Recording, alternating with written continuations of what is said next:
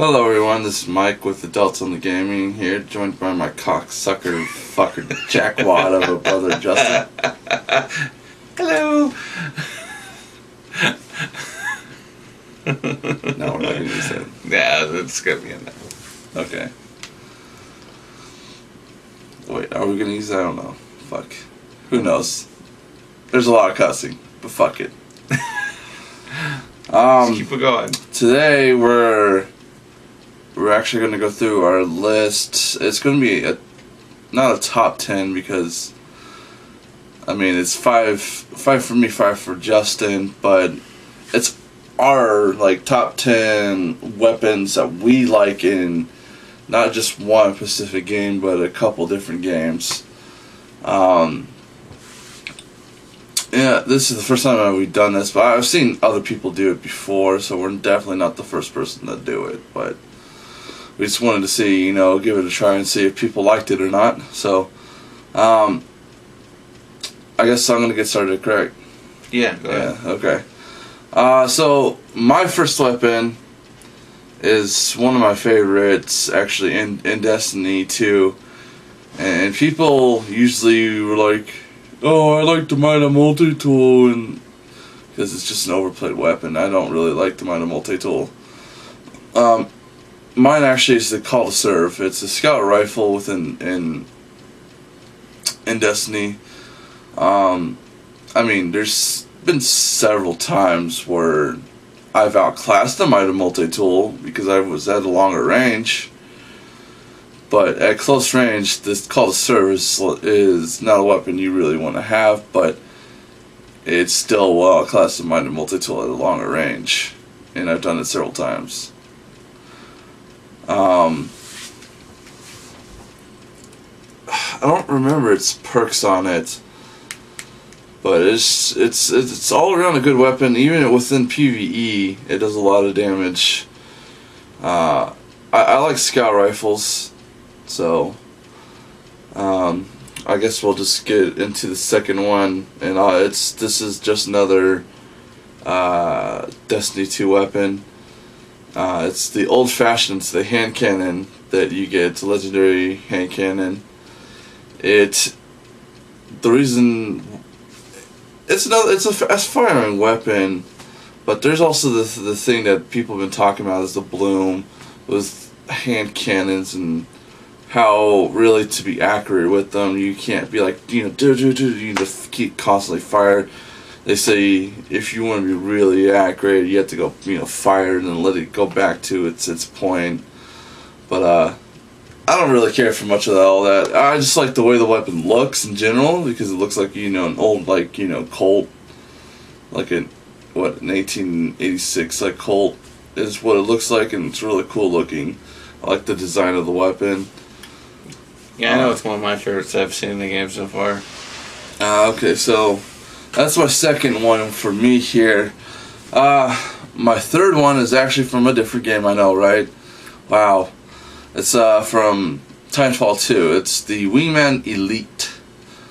Now, it used to be, when Titanfall 2 came out, the Wingman Elite used to be down in your secondary, but now, since they updated it, I hadn't played it in a while, and I just recently came back to it. It's now in your primary slot, so that kind of sucks because that weapon is a powerhouse. Talking about just like a 2-shot. Sometimes I believe if you hit the head, it's 1 shot. Revolver type weapon. And that's what made it dangerous. You can pair it with so many things. An assault rifle with that hand cannon, or I keep saying hand cannon because I'm used to Destiny, but the revolver within there. And it has a crazy amount of range on it too, so I mean, I guess that's probably why they moved it to where it's in the primary slot now. But I kind of wish it was, obviously back down in the secondary. But yeah, so we're really all overall like a really good, weapon. I haven't tried it out yet, just playing with it. I mean, I've done gameplay where I've used it just as, you know, basically as a main, like in a smaller corridor like map and stuff like that. It's where it shines really bright. But yeah, that's my third weapon. Getting into my fourth weapon, fourth favorite weapon, and we're going into actually Resident Evil 5. I know people don't like Resident Evil 5 because Sheva and getting in the way and other stuff like that, but we're talking about weapons here, not the goddamn AI. We're going with the Lightning Hawk, and that is the weapon that you actually can unlock while fighting Wesker for the first time, I believe, within the temple. You have to, you know, make him knock you into a wall and stuff like that, and then you go and you can actually pick it up there. But the reason why I like it over, you know, say the Smith & Wesson N500, is first, it's a 50 cal Desert Eagle. Who doesn't like a Desert Eagle? You know, massive, you know, weapon in general. I mean, the Smith & Wesson N500 is like, it's uncomfortable fire in real terms speaking. You put a, you know, 50 cal Desert Eagle, it's just smoother than butter, you know, or knife going through butter, I guess you should say. But also in the game, the recoil is nice. Just putting that as your primary, especially when you unlock infinite ammo, you're just like sitting there, you know, just blowing zombies away and stuff like that. But yeah, I love that weapon. I love the way it also obviously looks too. A lot of my weapons I've chosen is, you know, the aesthetics of it, the way it looks and stuff like that. So, some, you know, obviously are performance based as well, what I like. And getting into my fifth and my final weapon is we're going into Fallout 3. Now I think it was only in Fallout 3.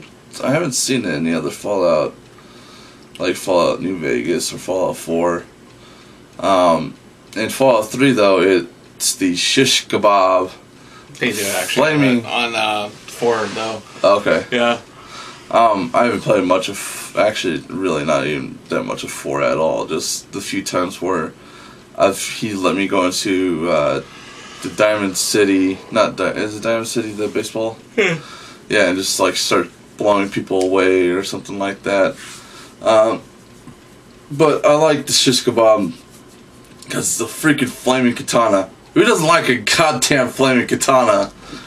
Yeah, it is a fun weapon. It is a really fun weapon.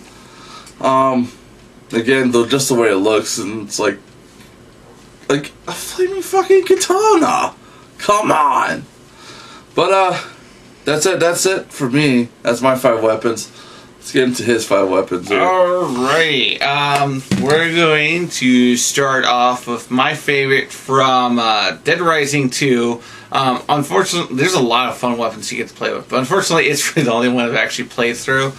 And I mostly just like the weapons you get from there because I love like these crazy improvised weapons you can make in there. And just in like games in general where you get to make some kind of weird, where you just throws things together to make your weapons. It's like in this one, you see a lot, obviously in Fallout 4, you see all these crazy weapons you can like just, you know, throw things together to make just bizarre weapons. But one of my favorite ones I really loved in that game, and it's not even hard to actually get the pieces to build it, is the drill bucket. Because it basically is literally just, you get a bunch of drills, it's like duct tape the drills on, and you smash it onto a zombie's head, and it just like scrambles his head till it explodes with the drills on it. Not a very practical weapon though if you're going to be trying to fight for a horde of zombies, because good luck trying to retrieve your weapon, plus then you're also left weaponless because you have to be able to retrieve it each time you use it, unlike using a melee weapon where you can just, like the boxing gloves with knives. There's a couple different variations actually with the boxing gloves, but it's not a practical weapon, but it is fun to play with because, you know, you get to explode the zombie's head with it. But anyway, go ahead and actually just move on to another game, kind of similar to what I just mentioned, where you get to make these cool customized weapons made of like random shit and junk. But this is a really cool weapon from Fallout 4. One of my favorites you get to use is the Gust Rifle. It is like a crazy overpowered like energy weapon, and just the sound and look of this thing when you're firing it is just awesome. And like when you fully upgrade it, it's like one of the most powerful energy weapons you can use in the game. I like to use it right now because I got like this really awesome one I found that's in my game right now that I got with all the downloadable stuff you can put on there. But it is a fun weapon to play with. I highly recommend, if you haven't played with the Gust Rifle, if you haven't given much chance, or you haven't played it before, make sure you try to get the Gust Rifle at one point, because it is insanely fun to play with.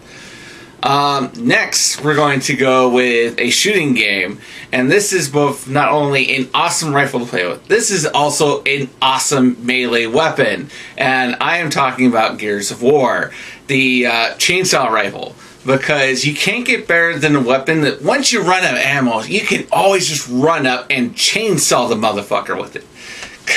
This is so awesome. I just love like seeing those like quick little cutscenes when you just go into them, you just slice down them with that chainsaw rifle. Oh my god, they're so cool.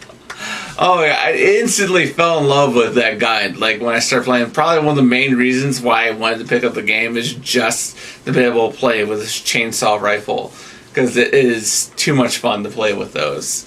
Plus, like I said, it's a cool, it's a just cool weapon to have, like when you run out of your ammo, because at least then you still have something you can melee with. Alright, so yeah, 3 down. Now on to number 4, and we're going into one of my favorite types of video games to play, RPGs. Yeah, RPGs, right? Does that right? Yeah. Role-playing games. Yeah. I'm thinking of the Rocket for a second, like, wait, is that the Rocket? But yeah, this is from not also my only favorite kind of game, but my favorite out of any kind of role-playing game is Final Fantasy VII. And I'm going to go with the Buster Sword, even though it is the first weapon you get out of the game with, and it's not the most powerful one in the game. It is the most iconic. Yeah. You ask anyone, and really just like Final Fantasy like fandom, what is one of the most iconic weapons ever? And they're going to probably say the Buster Sword. You see it like at the comic conventions, stuff like that, people that dress up as Cloud and stuff like that. They're not going to pick one of his other swords. They're going to pick the Buster Sword, because it's the most iconic out of all the weapons. Everyone knows it. It is just a really cool sword. And come on, everyone knows, like, you can't not look like a major badass carrying around a sword that's taller than you and probably weighs more than half your weight. Yeah. So, yeah. And finally, I'm cheating on this one, I'm going to be honest. It is not technically a weapon, it is actually a weapon accessory. But again, comes from the realm of role-playing video games, another Final Fantasy game. And this is a kind of underrated, in my opinion, Final Fantasy game. It is Final Fantasy X-2. A lot of people give it a lot of flack because it's like an all-female game. You only get 3 characters in this game to play with, whereas in most Final Fantasy games, you get tons of interchangeable characters to play with. But Rika, Luna, and whatever the other emo chick is. Yeah, I don't even remember her name. But Lulu? Yeah, I think it's Lulu. Maybe.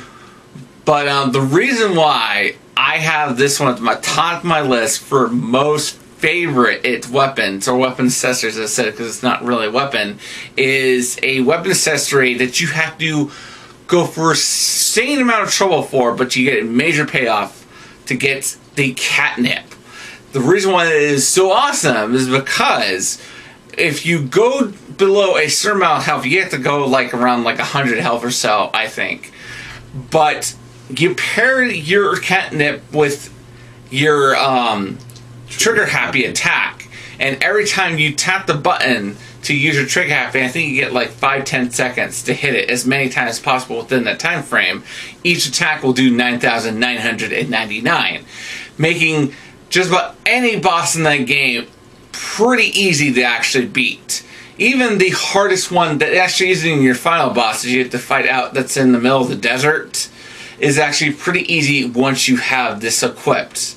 And what's even better is that since this game has New Game Plus in it, you can go for the game and get it 3 times so you can attach it to each one of your members.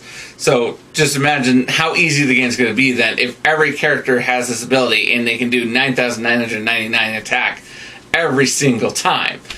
There's no one's going to be able to fucking come close to be able to defeating you. But anyway, that is the end of my list. I've had a lot of fun. Michael? Yeah, it's definitely fun listening to someone else's top weapons. But that's obviously been it. I hope you really enjoyed it. If you did, go ahead and like, comment, and subscribe down there. Yeah.